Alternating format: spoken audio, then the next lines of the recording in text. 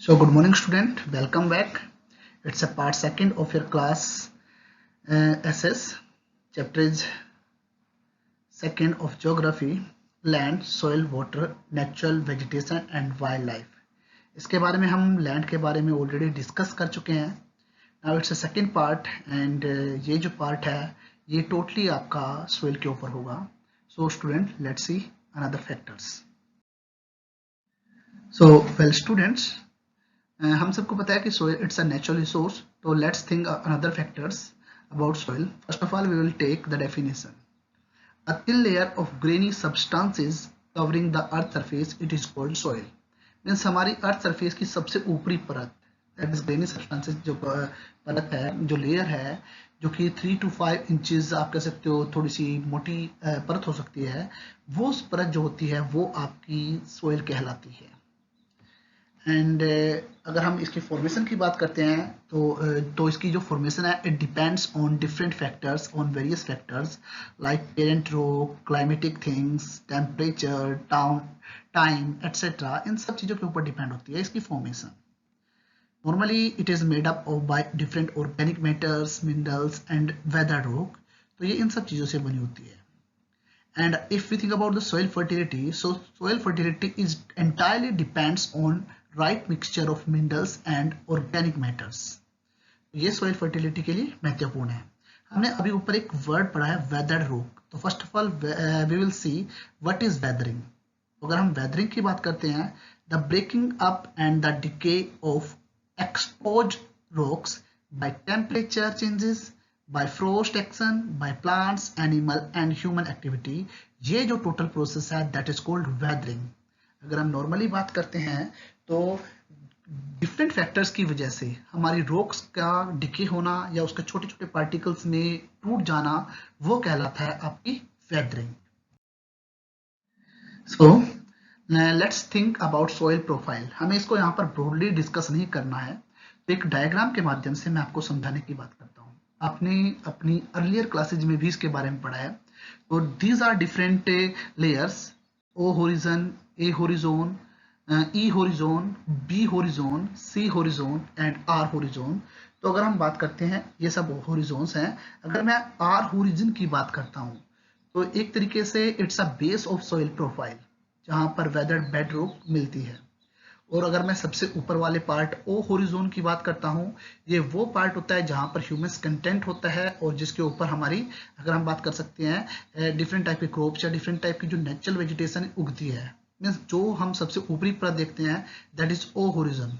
तो I think सो आपको इसके माध्यम से पता चल गया होगा.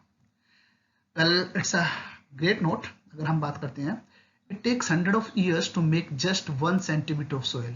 मीन्स अगर हमें 1 सेंटीमीटर सोइल बनानी है तो उस प्रोसेस के अंदर जो नेचर है उसको नियर अबाउट 100 ईयर्स स्पेंड करने पड़ते हैं, प्रोसेस करनी पड़ती है, तब जाकर हमारी 1 इंच जो अब या 1 सेंटीमीटर जो कह सकते हैं, 1 सेंटीमीटर जो आपकी ये सोइल है वो फॉर्म होती है. तो आई होप, आई थिंक सो आपको ये सब कुछ समझ में आ गया होगा. Now students, let's see some factors of the soil formation. जो हमारी soil formation है उसके अंदर क्या क्या फैक्टर्स हैं उनको देखते हैं. तो ये डायग्राम जो है वो आपको बता देता है कि सोइल फॉर्मेशन के जो प्रोसेस है उसके अंदर क्या क्या चीज इंपॉर्टेंट है. अगर हम सबसे पहले बात करते हैं तो पेरेंट मटेरियल. सेकंड वन अगर हम देखते हैं क्लाइमेट. नेक्स्ट है organism, you can say micro organism या डिफरेंट फैक्टर्स. रिलीफ फीचर, इसे हम टोपोग्राफी भी कह सकते हैं. And time. तो दीज आर 5 फैक्टर्स. अब हम आगे देखते हैं इन 5 फैक्टर्स को डिटेल्ड में. Now students, we are on soil formation factor. तो अब हम इनको हमने लास्ट डायग्राम में डिफरेंट जो डायग्राम के अंदर डिफरेंट जो फैक्टर्स है जो कि सोइल को की फॉर्मेशन में महत्वपूर्ण होते हैं तो उनको देखा था. अब हम उनको थोड़ा डिटेल में पढ़ते हैं. First of all we think about the parent rock. अगर हम पेरेंट रॉक की बात करते हैं, मीन्स हमारी जो सोइल के पार्टिकल्स है वो किस रॉक से बने हैं, that is called parent rock. इस जो ये पेरेंट रॉक है it determines the colour of the soil, texture, chemical properties, mineral content, permeability. इन सब चीजों के ऊपर इन सब चीजों को जो डिटरमाइन करती है वो होती है हमारी parent rock. Next one is climate. Climate के जो फैक्टर्स हैं that is temperature, rainfall, rate of weathering and humus, ये सब जो चीजें हैं वो हमारे क्लाइमेटिक फैक्टर्स के ऊपर डिपेंड होते हैं। Next one is topography, it means different form of land forms. तो ये जो डिसाइड करते हैं वो डिटरमाइन करते हैं कि सोइल के अंदर किस चीज, मतलब कि सोइल के अंदर क्या चीज एक्यूमुलेट है, क्या चीज जुड़ी हुई है। तो ये एल्टीट्यूड और स्लोप के आधार पे डिसाइड होते हैं। Next one is time. अब टाइम की अगर हम बात करते हैं, ये डिटरमाइन करता है the thickness of soil profile, जो थिकनेस है हमारे सोइल प्रोफाइल की, उन सब चीजों को ये डिटरमाइन करता है। And the last one is micro organism, it affect the rate of humus formation. Means हम देखते हैं कि फर्टिलिटी कई बार कई जो लैंड फॉर्म होती है तो वहाँ पर फर्टिलिटी कम होती है, बट कुछ जगह पर या कुछ प्लेसेस ऐसे होते हैं वहाँ पर सोइल फर्टिलिटी अच्छी होती है। तो माइक्रो ऑर्गेनिज्म जो है they affect the rate of humus formation, और यही ह्यूमस जो है वो फर्टिलिटी जो है उसे डिटरमाइन करता है। नाउ स्टूडेंट, अगर हम आगे देखते हैं, अब सोइल हम लगातार यूज करते जा रहे हैं, मीन्स डिफरेंट पर्पज से उसका ओवर यूटिलाइज करते जा रहे हैं, जिसकी वजह से हमारी सोइल डिग्रेड होती जा रही है। तो अब हम देखते हैं डिग्रेडेशन ऑफ द सोइल। अगर हम नॉर्मली मेजर थ्रेट्स की बात करते हैं हमारी सोइल को डिग्रेड होने में, that is soil erosion and depletion of the soil. ये दो मेन फैक्टर्स हैं जो मेजर थ्रेट है हमारी सोइल को डिग्रेड करने के कारण। अब फैक्टर्स कुछ भी हो सकते हैं, some are natural factors, some are human factors. तो जो हमारी लैंड डिग्रेड हो रही है या लैंड की क्वालिटी डाउन होती जा रही है, तो उसके फैक्टर्स डिफरेंट है, सम नेचुरल है और सम ह्यूमन बीइंग्स के द्वारा क्रिएट किए गए हैं। अगर हम बात करते हैं डिफोरेस्टेशन, ये एक ह्यूमन फैक्टर है। Deforestation means cutting of trees, more and more trees. तो हम लगातार पेड़ पौधों को काटते जा रहे हैं, जिसकी वजह से हमारी जो सोइल है उसके अंदर इरोजन बढ़ता जा रहा है। ठीक है, या अगर हम बात कर सकते हैं हमारी जो सोइल है वो डिप्लीट होती जा रही है। तो डिफोरेस्टेशन जो है एक मेन फैक्टर है हमारी सोइल डिग्रेड होने का। Next one is overgrazing. Tribal people क्या करते हैं, वो क्या करते हैं अपने जानवरों को पर्टिकुलर एक एरिया के अंदर आप कह सकते हो ग्रेज कराते हैं। तो नेक्स्ट ईयर आप इस बुक के बारे में थोड़ा सा पढ़ोगे भी, बट हम यहीं पर आते हैं ओवरग्रेजिंग। तो वो जानवरों को कुछ एरिया के अंदर क्या कराते हैं, अपने ग्रेज कराते हैं। Sometimes they will not move to another place, तो इसलिए वो क्या करते हैं उस पर्टिकुलर एरिया को ही ओवरग्रेज करा देते हैं, जिसकी वजह से उसकी जो नेचुरल अपने आप को रीगेन करने की कैपेसिटी है वो खत्म हो जाती है, और इसी वजह से भी हमारी जो सोइल है वो आप कह सकते हो डिग्रेड होती है। नेक्स्ट है, आजकल हम क्या कर रहे हैं, इंटेंसिव टाइप ऑफ फार्मिंग कर रहे हैं, जिसकी वजह से we have to use chemical fertilisers, pesticides, insecticides to get more and more output. तो जिसकी वजह से हमारे over utilisation of chemical fertiliser या पेस्टिसाइड की वजह से हमारी सोइल फर्टिलिटी धीरे धीरे डिक्रीज होती जा रही है, हो रही है। नेक्स्ट है आपका रेन वॉश और फ्लड। अब मैं रेन वॉश और फ्लड की बात करता हूं, तो ये इसके अंदर कई बार क्या होता है, कुछ ऐसे प्लेसेस होते हैं जहां पर फ्लड आ जाती है। तो फ्लड क्या करती है, ऊपरी परत जो होती है सोइल की, जिसे हम मिट्टी कहते हैं, जहां पर फर्टिलिटी के जो ऑर्गेनिक थिंग्स हैं वो अवेलेबल होती है, वो उनको क्या करती है वॉश अवे कर लेती है। वो जो पानी, जो फ्लड का पानी है या मैक्सिमम जिस एरिया में अधिक रेनफॉल होती है, उसके अंदर क्या होता है, पानी ऊपर के जो मेन जो फैक्टर्स होते हैं जिनकी वजह से फर्टिलिटी क्रिएट होती है, उन सबको वॉश अवे कर देती है, जिसकी वजह से वहां पर फर्टिलिटी डाउन हो जाती है। जो लीचिंग है वाटर की वजह से, ये एक सोइल इरोजन का तरीका है। तो वाटर के माध्यम से जो लीचिंग जो टाइप का जो सोइल इरोजन है वो होता है। तो इस तरीके से भी सोइल फर्टिलिटी डाउन होती है। लैंडस्लाइड, हम इससे पहले इसी चैप्टर में लैंडस्लाइड के बारे में भी डिस्कस कर चुके हैं कि किस प्रकार से ड्यू टू सम फैक्टर्स जो हमारी अर्थ सरफेस का एक पार्ट होता है वो डाउन चला जाता है, जिसकी वजह से सोइल जो है वो डिग्रेड हो जाती है। तो दीज आर सम फैक्टर्स जिनकी वजह से हमारी जो सोइल है वो डिप्लीट होती जा रही है, डिग्रेड होती जा रही है। I think so concept is clear to all of you. अब हम स्टूडेंट इसके अंदर देखेंगे कि how to conserve the soil, क्योंकि हमने इससे पहले फैक्टर्स देख लिए हैं कि जिनकी वजह से हमारी सोइल फर्टिलिटी डिक्रीज होती जा रही है, डिप्लीट होती जा रही है, या सोइल डिप्लीट होती जा रही है, क्योंकि हमारा एक नेचुरल रिसोर्स है।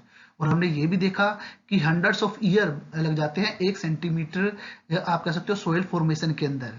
तो अब हमारा जो मेन मुख्य उद्देश्य रहेगा, जो मेन ऑब्जेक्टिव रहेगा, तो हमें यहाँ पर देखना है कि सोइल कंजर्व कैसे की जाती है। तो how to conserve the soil, हम इस चीज को यहाँ पर देखते हैं। सबसे पहला जो तरीका है that is mulching. It means the bare ground between plant is covered with a layer of organic matter like straw.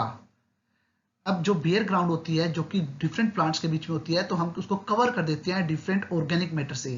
जैसे कि यहाँ पर इसने एग्जांपल स्ट्रो का लिया है, और ये जो स्ट्रो है वो आपको सोइल के अंदर मॉइस्चर रिटेन करने में हेल्प करता है। Let's see the diagram of it. अब हम इसका जो डायग्राम है उसको देखते हैं, और इस डायग्राम के माध्यम से आपको क्लियर हो जाएगा। अब स्टूडेंट देखिए, हमने यहाँ पर डिफरेंट टाइप की क्रॉप उगा रखी है, उनके बीच में हमने स्ट्रो जैसी एक जो लेयर है वो भी रखी है। अब इसका मेन उद्देश्य क्या है, इसका मेन बेनिफिट क्या है, इसके की वजह से सोइल जो मॉइस्चर है वो उस अर्थ सरफेस के अंदर मेंटेन रहती है। तो I think this is clear to all of you by seeing the diagram. तो डायग्राम देख लीजिए। नाउ स्टूडेंट, नेक्स्ट वन अगर हम बात करते हैं, that is contour barrier. It means stone, grass, soil, they are used to build barrier along contours. अब यहाँ पर हम क्या करते हैं, ट्रेंचेस बना देते हैं बैरियर के सामने, ताकि उन ट्रेंचेस के अंदर जो वाटर है वो कलेक्ट कर सकते हैं। ये होता है कॉन्टोर बैरियर्स। इसका भी डायग्राम देख लेते हैं। तो सी स्टूडेंट्स, अब यहाँ पर देखिए कि किस प्रकार से जो फार्मर है वो अपनी एग्रीकल्चर उगाता है, और उसके साथ साथ डिफरेंट टाइप की जो ट्रेंचेज है वो क्रिएट कर देता है, और उन ट्रेंचेज के अंदर क्या करता है, पानी को कलेक्ट किया जाता है, ताकि मॉइस्चर को मेंटेन किया जा सके, या किसी भी प्रकार का जो आप कह सकते हो सोइल का इरोजन ना हो सके, या सोइल डिप्लीट ना हो सके इसके माध्यम से। वेल नेक्स्ट अगर हम बात करते हैं, नेक्स्ट के अंदर हम बात करते हैं rock dams. So rocks are piled up to slow down the flow of water. अब रॉक्स जो है वो बना दी जाती है ताकि जो वाटर का फ्लो है उसे थोड़ा स्लो डाउन किया जा सके।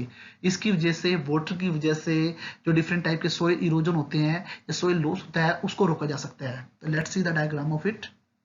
अब स्टूडेंट सी दिस डायग्राम।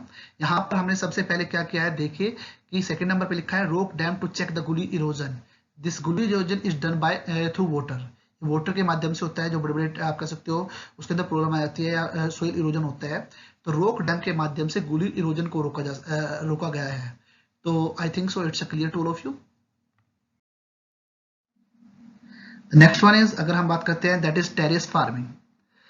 अगर हम टेरेस फार्मिंग की बात करते हैं तो ब्रॉड फ्लैट स्टेप्स या terrace, they are made up on the steep slopes so that the flat surface are available to grow up crops, and they also reduce the surface runoff and soil erosion also. Let's see the diagram. अगर हम diagram की बात करते हैं, mostly hilly areas के अंदर होता है ये। तो अगर आप हिली एरिया पे कभी गए हो तो आपने यहाँ पर इस प्रकार के जिस प्रकार का डायग्राम आपको सामने नजर आ रहा है, इस प्रकार की चीजें देखी होंगी। अब जो काफी स्टीप स्लोप्स होते हैं उनके अंदर क्या करते हैं, छोटे छोटे स्टेप्स बना देते हैं। इन स्टेप्स को एक तरीके से इक्वल बनाने के बाद हम वहां पर क्रॉप उगा सकते हैं। सेकंड थिंग, इसका बेनिफिट ये होता है कि it reduce the run of, it means the water flow. ये वाटर का जो फ्लो है उसे रोक देता है, जिससे सोयल इरोजन भी रुक जाता है। तो I hope it's clear to all of you.